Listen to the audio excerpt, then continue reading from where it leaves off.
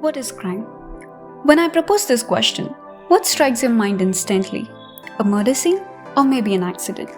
But do you know that a person driving his bike without a driver's license is nevertheless considered a crime? Yes, a crime is one that denotes an unlawful act punishable by law. There are diverse definitions for crime. Crime is an illegal act that is prohibited and punished by the state or law. In other words, anything that is harmful to public welfare is a crime. Crime is harmful not only to some person or individuals, but also to a community, society, or the state. In the modern sense, crime is any act that is obstructed by penal law and that results in punishment. Now, let us have a look at several definitions of crime according to two famous jurists. According to jurist Austin, a wrong which is pursued at the discretion of the injured party and his representatives is a civil injury. A wrong which is pursued by the sovereign or his subordinates is a crime. And jurist Blackstone defined crime as an act committed or omitted in violation of a public law either forbidding or commending it. Every jurist defined crime uniquely according to their own ideas and opinions. Moreover, due to the diversity of crime content, every attempt to amply define crime has failed. There is no mere and universally accepted definition of a crime, not in modern criminal law, although a statutory definition has been provided for certain purposes. Undergoing all these definitions, we can observe that the crime consists of four main elements. Those are human being, mens rea, actus reus, and injury. Human being. Any wrongdoing to be called a crime should be committed by a human being. A human can only be made legally bound to an act, and that laws are only applicable to a human.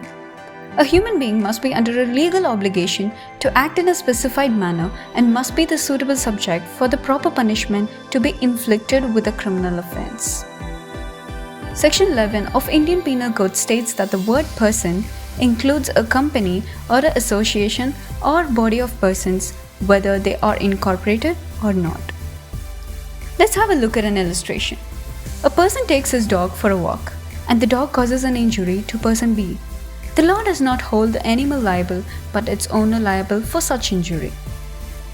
Next comes mens rea, evil intent or guilty mind. There will be no crime of any sort excepting mens rea or evil mind. Every crime entails a mental component and is considered to be the essential principle of criminal debt. A primary requirement of the mens rea policy is that the accused must have been conscious of those factors in his or her criminal activities. There is a well-known maxim, actus non facit reum nisi mens sit rea, which means that the motive for the crime and the conduct of the guilty are combined. It stems from the idea that no one can be punished for the continuation of a crime unless it is shown that he or she was guilty of that crime committed.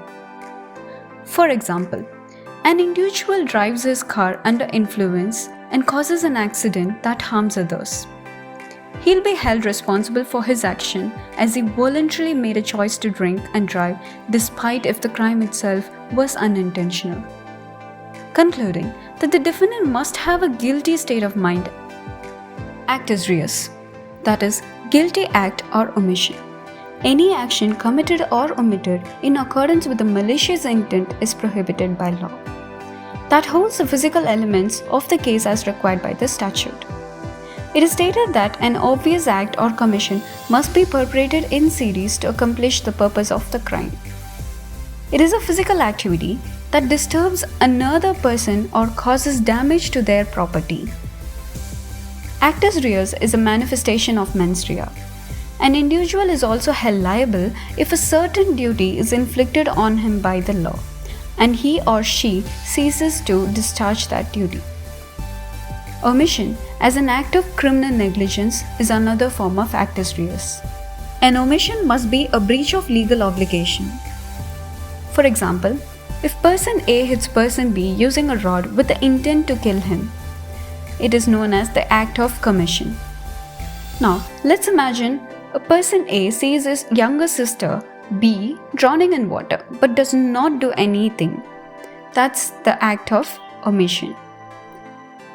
Mens rea can exist without actus reus, but if there is no actus reus, then there is no crime at all. Now don't get in a fluster. There are upcoming videos on the specified topics like actus reus, mens rea, and several distinct legal maxims in detail for you to get a clear understanding. Injury. The fourth aspect of crime is personal injury or the society as a whole. Any harm that is performed to a person by the acts or omissions of another. Injuries should be unlawfully caused by any person and should include bodily injury as well as damage to reputation or dignity, loss of legal right or breach of contract. It must be executed illegally to another human being or the body of individuals or the society at large. According to Section 44 of Indian Penal Code 1860, injury implies any harm that is unlawfully caused to any person in body, mind, reputation, or property.